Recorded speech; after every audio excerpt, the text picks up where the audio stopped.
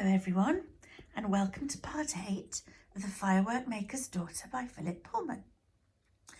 In part 7 of the story, Lila had finally arrived at the sulphurous heart of Mount Merapi. Let's see what happens next. She pulled herself up with shaking arms and stepped inside. The floor was baking hot and the air was hardly breathable. She walked on deeper into the earth, deeper than the moonlight went, and heard nothing but silence and saw nothing but dark rock. Harsh, barren walls rose to left and right. She felt them with her bleeding hands. Then the tunnel opened out into a great cavern. She had never seen anything so gloomy and empty of life, and her heart sank because she had come all of this way.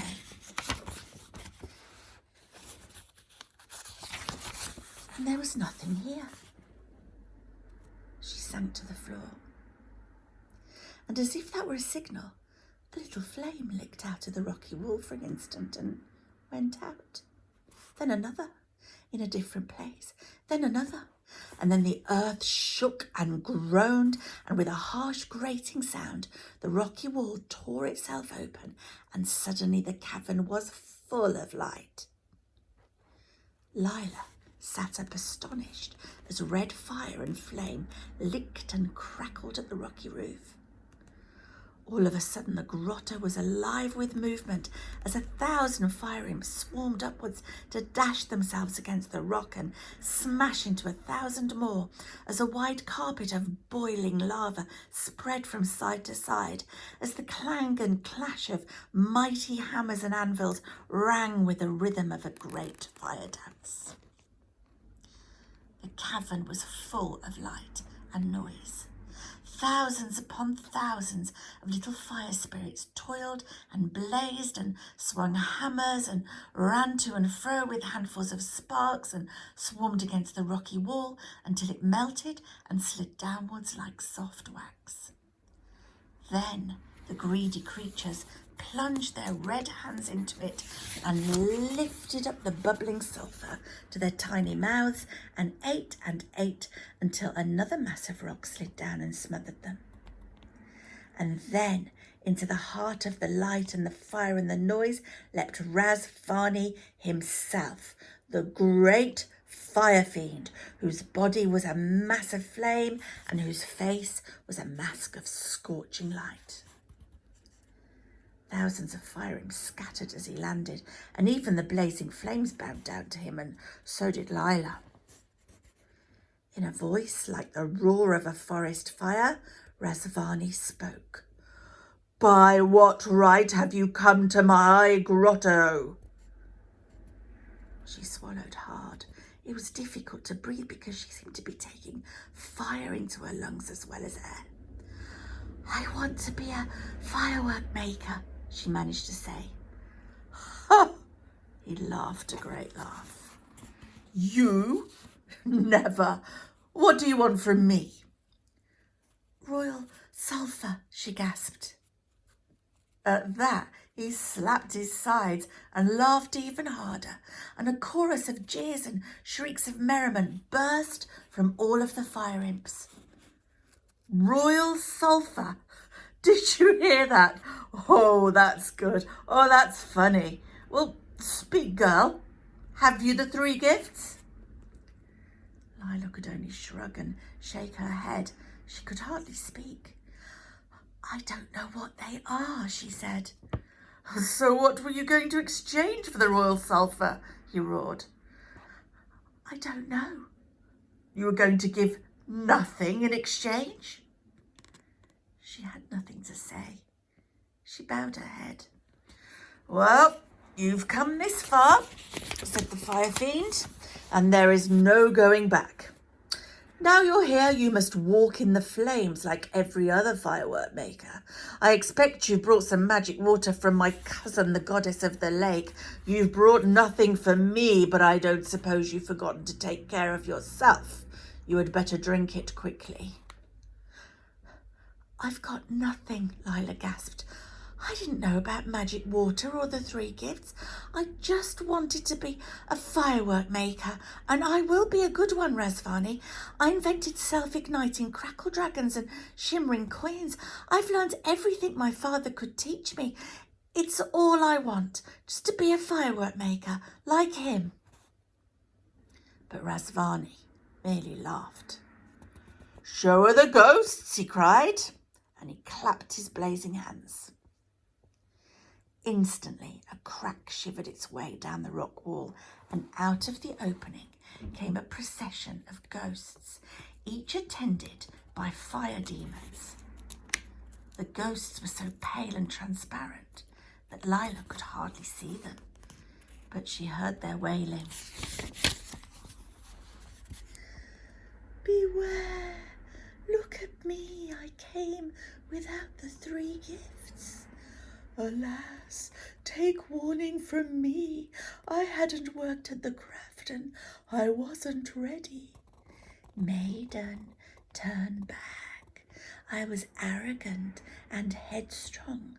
I didn't seek the water from the goddess, and I perished in the flames." Wailing and weeping, the ghosts passed across the lake of fire and vanished into a crack in the opposite wall. "That's what happens to those who don't come prepared," said Razvani. "But now you must submit yourself as they did. Walk into my flames, Lila.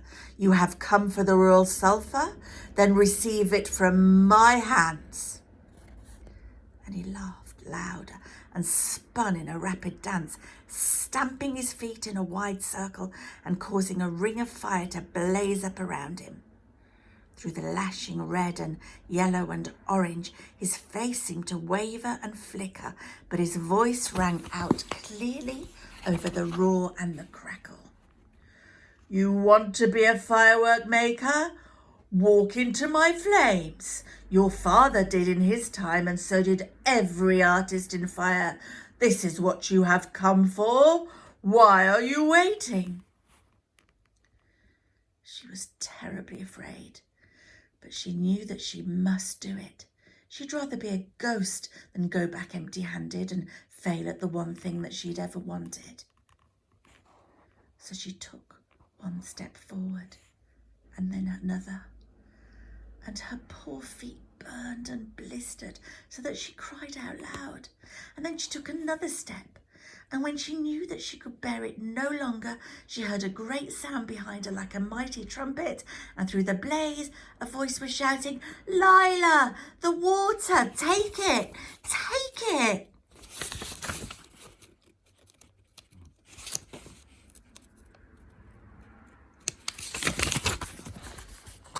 And there was a small figure beside her, thrusting something into her hands, a gourd, a drinking gourd with a clasp that she tore off before lifting it to her parched lips and drinking, drinking, drinking deep. All at once, a marvellous coolness spread through her body and down to the tips of her toes. The pain vanished, and the dryness in her throat and lungs was soothed and moistened.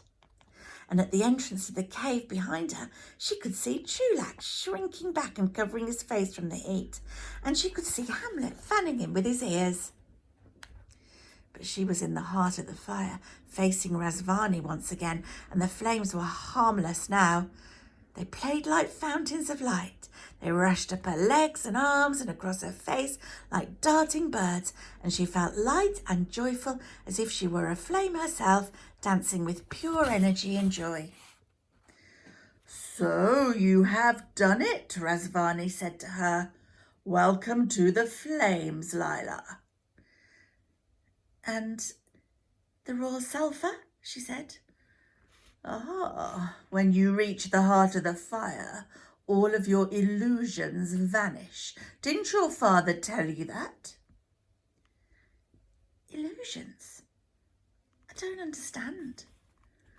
"The royal sulphur doesn't exist, Lila. There is no such thing." "Well, then, how can I be a firework maker?